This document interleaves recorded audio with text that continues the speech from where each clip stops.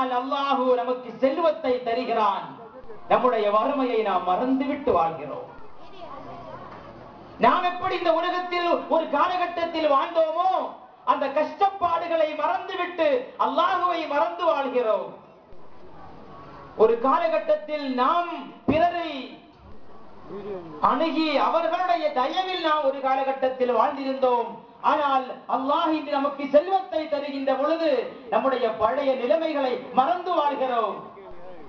உலகத்தில் கோடிக்கணக்கான சொத்துக்களுடைய மதிப்புடைய கோடீஸ்வரர்கள் இந்த உலகத்தில் வாழ்ந்திருக்கிறார்கள். இந்த அவர்கள் எங்கே? அடையாளம் இல்லை. மூசா நபி அலைஹிஸ்ஸலாத்து வஸ்ஸலாமுடைய காலகட்டத்தில் வாழ்ந்தவன் காரூன். அவருடைய கஜானாக்களை சுமப்பதற்கு, அவருடைய கஜானாக்களுடைய சாவிகளை சுமப்பதற்கு பல ஒட்டகங்கள் தேவைப்பட்டன. எதை சுமப்பதற்கு? கஜானாக்களை, சொத்துக்களை சுமப்பதற்கல்ல. அந்த சொத்துக்களை பூட்டி வைத்திருக்கக்கூடிய பத்தாயங்களுடைய சாவிகளை சுமப்பதற்கு பல ஒட்டகங்கள் தேவைப்பட்டன. அந்த காரூன் எங்கே? ஃபகஸஃப்னா பிஹில் அர்த. அல்லாஹ் சுப்ஹானஹு வ தஆலா குர்ஆனிலே சொல்கிறான், நாம் அந்த காரூனை பூமியில் அப்படியே தாழ்த்தி விட்டோம். அட்ரஸ் இல்லாமல் அல்லாஹ் அவனை ஆக்கி விட்டான். அதனால் நமக்கு கொடுக்கப்பட்ட ஆயுள் என்பது, நமக்கு கொடுக்கப்பட்ட அந்த நேரங்கள் என்பது விலை மதிக்க முடியாதது. நம்மிலே எத்தனையோ நபர்கள் 63 வயதை தாண்டியும் நாம் வாழ்ந்து கொண்டிருக்கிறோம். அருமை நாயகம் அஷ்ரஃபுல் வரா, ஈருலக வேந்தர் சய்யிதுனா முஹம்மதுர் ரசூலுல்லாஹி ஸல்லல்லாஹு அலைஹி வஸல்லம் இந்த உலகத்தை விட்டு வஃபாத்தான வருடம் 63. ஒரு மனிதர் 63 வயதை அடைந்து விட்டான் என்று சொன்னால் அவன் மரணத்திற்காக தயாராக்கிக் கொள்ள வேண்டும் தன்னை. சய்யிதுனா அப்படியே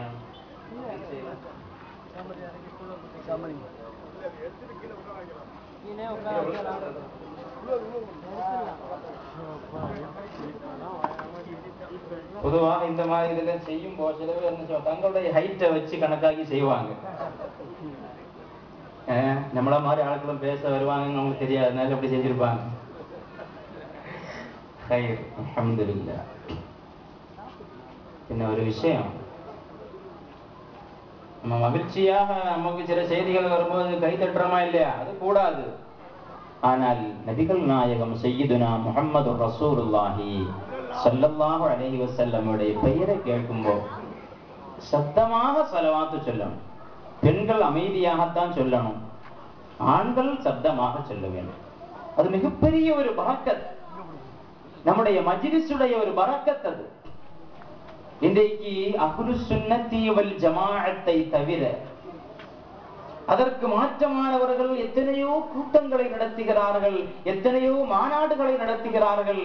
ஆனால் அந்த கூட்டங்களில் தொடக்கத்திலும் சரி, இடையிலும் சரி, கடைசியிலும் சரி, சய்யிதுனா முஹம்மது ரசூலுல்லாஹி ஸல்லல்லாஹு அலைஹி வஸல்லம் உடைய அந்த பெயரை கேட்கின்ற பொழுது ஸலவாத்துக்கள் சொல்லப்படுவதில்லை.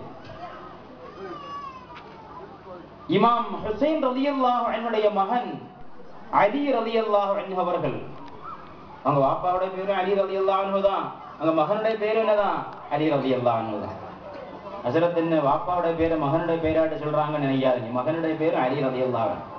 அஸ்ஸாலி இமாமுடைய பேர் முஹம்மத், அவங்க வாப்பாவுடைய பேர் முஹம்மத், அவங்க வாப்பாவுடைய பேர் முஹம்மத், அப்படி எல்லாம் இருந்து இருக்கிறது. அதுபோல நம்ம குழந்தைகள் நிறைய பேர் பேசும்போது அனஸ் ரலி, அபூபக்கர் ரலி, அது என்ன ரலி? முழுமையாக சொல்ல வேண்டும். ரலியல்லாஹு அன்ஹு. ஜிப்ரீல் அலா, ஜிப்ரீல் அலா நிறைய பேர் சொன்னாங்க. ஜிப்ரீல் அலைஹிஸ்ஸலாம் என்று முழுமையாக சொல்ல வேண்டும். நம்ம அதிகமான ஆட்கள் எழுதும் போது கூட சல் பிராக்கெட், பிராக்கெட் எதுக்கு போடணும்? பிராக்கெட்ல போட்டாலே என்ன அர்த்தம்? வேணும்னா வாசிக்கலாம், விருப்பம் இருந்தா விட்டுறலாம் அர்த்தம். ஸல்லல்லாஹு அலைஹி வஸல்லம் முழுமையாக எழுத வேண்டும். ஒருவன் தன்னுடைய ஒரு புத்தகத்தில் ஸல்லல்லாஹு அலைஹி வஸல்லம் என்று எழுதினால் அந்த ஸலாத் அந்த கிதாபில் இருக்கும் காலமெல்லாம் மலக்குகள் அவரின் மீது ஸலவாத்துக்களை சொல்லிக் கொண்டிருக்கிறார்கள். ஆனால் இதே மாதிரி உள்ள நோட்டீஸ்களில் அப்படிப்பட்ட பிஸ்மில்லாஹிர் ரஹ்மானிர் ரஹீம் எல்லாம் தவிர்க்கப்பட வேண்டும். இந்த நிகழ்ச்சி நடக்கிறது வருதான் இந்த நோட்டீஸ், நாளைக்கு பார்த்தா குப்பையில கிடக்கு. இன்னைக்கு திருமண அழைப்பிதழ்கள் எல்லாம் ஃபர்ஸ்ட்ல ஒரு பிஸ்மி, திறந்தா ஒரு பிஸ்மி, உள்ள ஒரு பிஸ்மி, நிறைய பிஸ்மிகள் இருக்கும். ஆனால் நம்முடைய வாழ்க்கையில் அந்த பிஸ்மில்லா வருவதில்லை. சொல்ல வேண்டிய கட்டங்களில் பிஸ்மில்லாவை சொல்லுவதில்லை நாம். ஆனால் அது ஒரு ஃபேஷனாக எழுதுவது மாறிவிட்டது. அதை தவிர்க்கப்பட்டால் நல்லது என்று நான் சொல்கிறேன். காரணம், இது எங்கே கிடக்கிறது? நாளை குப்பை தொட்டிகளில், அழுக்குகளில், சாக்கடைகளில் இந்த பிஸ்மில்லாஹிர் ரஹ்மானிர் ரஹீம் கிடக்கிறதா இல்லையா? அதை கண்டிப்பாக தவிர்க்க வேண்டும். அது மாதிரி ஒரு காரியம், கசப்பான உண்மை, சொல்லித்தான் ஆக வேண்டும். பெண்களுடைய பகுதி அவர்களுக்கென்று தனியாக ஆண்களுடைய பார்வை படாதவாறு அவர்களுக்கு ஏற்பாடுகள் வரக்கூடிய நிகழ்ச்சிகளில் நிர்வாகம் செய்ய வேண்டும் என்று கனிவாக வேண்டிக் கொள்கிறேன். அதுபோலதான் வீடியோக்கள், நம்முடைய நிகழ்ச்சிகள் எடுக்கப்படுகின்ற பொழுது கண்டிப்பாக அந்த வீடியோக்கள் பெண்களை எடுக்கக்கூடாது. அதையும் தவிர்க்கப்பட வேண்டும். அதை நாம் தான் அதை செய்ய வேண்டும். நபிகள் நாயகம் ஸல்லல்லாஹு அலைஹி வஸல்லம் அவர்களும் அவருடைய மனைவிகளும் மற்றுள்ள சஹாபி பெண்மணிகள் எல்லாம் எப்படி பேணுதலாக வாழ்ந்தார்கள். நம்முடைய குழந்தைகள் எல்லாம் பேசினார்கள். பேச்சளவில் அது நின்றால் போதாது, அது வாழ்க்கையில் நடைமுறைப்படுத்த வேண்டும். இந்த கல்யாண வீடுகள் இந்த ஊர்ல எப்படி நமக்கு தெரியாது? எங்க மாவட்டங்கள் எல்லாம் நடக்கக்கூடிய அனாச்சாரத்தை சொல்ல முடியாது. கல்யாண வீடுகளில் ஆண்களுக்கு சீட் இல்லை. வெளியே உட்கார்ந்து சிகரெட்டும் குடிச்சிட்டு சாயம் குடிச்சிட்டு நிக்க வேண்டியதான். சாப்பிட்ட நேரம் வரும்போது சாப்பிட்டு போயிட்டு பேசாம போக வேண்டியதான். ஏன்? நம்ம நாட்டு நடக்கிறதும் பெண்ணாட்சி தானே, அதனாலதான் என்ன தெரியல.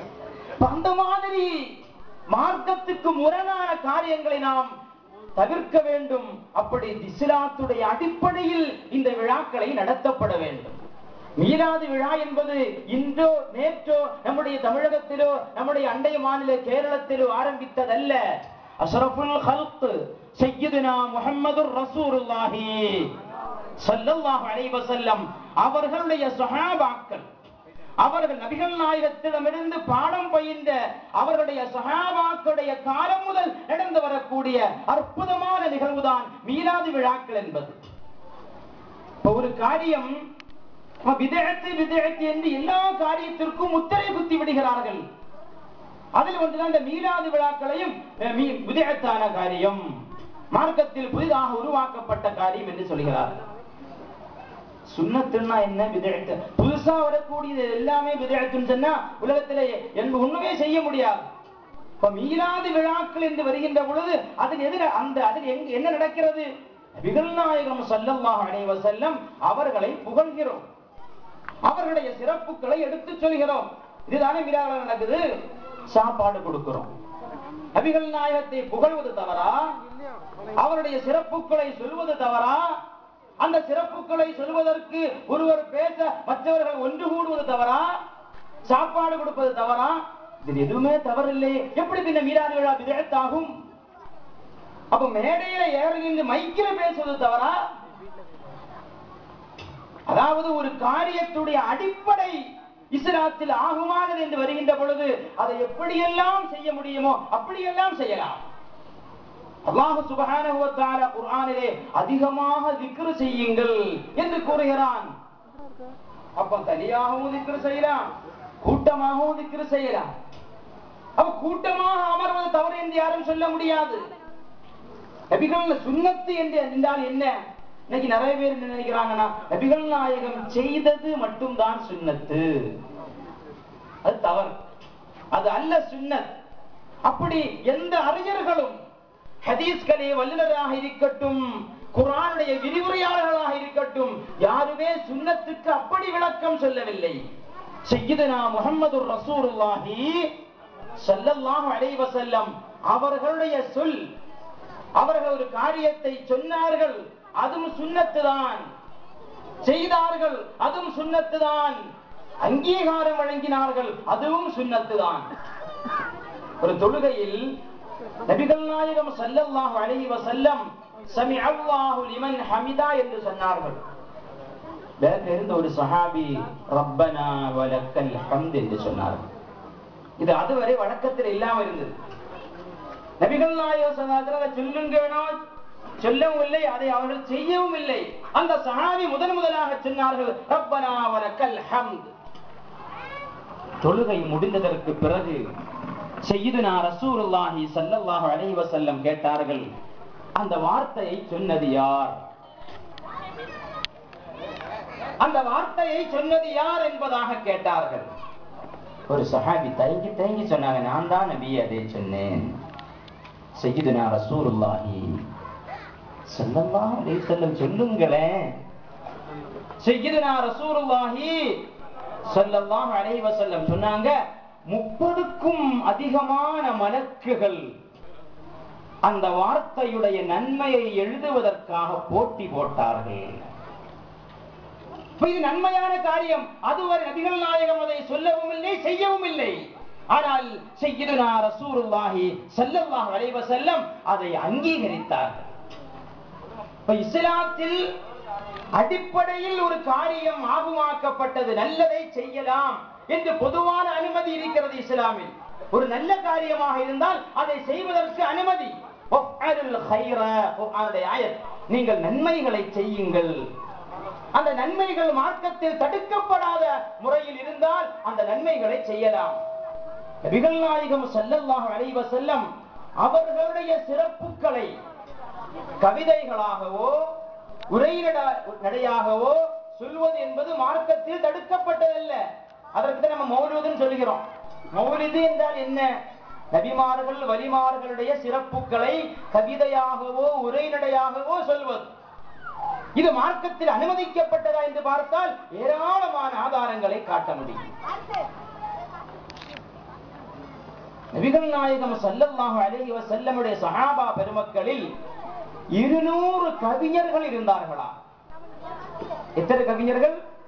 200 கவிஞர்கள் இருந்தார்கள். அவர்களுடைய வேலை என்ன? சய்யிதுனா முஹம்மது ரசூலுல்லாஹி ஸல்லல்லாஹு அலைஹி வஸல்லம் அவர்களை புகழ்வது. அப்துல்லாஹ் இப்னு ரவாஹா ரலியல்லாஹு தஆலா என்கிற சஹாபி மிகப்பெரிய கவிஞர். ஸஹீஹுல் புகாரியுடைய 4102வது ஹதீஸிலே ஒரு நிகழ்ச்சியை சொல்கிறார்கள். அப்துல்லாஹ் இப்னு ரவாஹா ரலியல்லாஹு தஆலா அன்ஹு நபிகள் கோமான் சய்யிதுனா முஹம்மது ரசூலுல்லாஹி ஸல்லல்லாஹு அலைஹி வஸல்லம் அவர்களை புகழ்ந்து கவிதையாக பாடிய வரிகளை நபிகளே சொல்லி காட்டுகிறார்கள். எப்படி? அப்துல்லாஹ் இப்னு ரவாஹா ரலியல்லாஹு என்கிற சஹாபி நபிகள் நாயகம் சய்யிதுனா முஹம்மது ரசூலுல்லாஹி ஸல்லல்லாஹு அலைஹி வஸல்லம் அவர்களை புகழ்ந்து பாடிய வரிகளை நபிகள் நாயகம் எடுத்துச் சொல்கிறார்கள். வல்லாஹி லௌலா அன்த மஹ்ததைனா வலா தஸத்தக்னா வலா ஸல்லைனா فأنزلا سكينة علينا وثبت الأقدام إن لاقينا إن الأولى قد بغوا علينا وإن أرادوا فتنة أبينا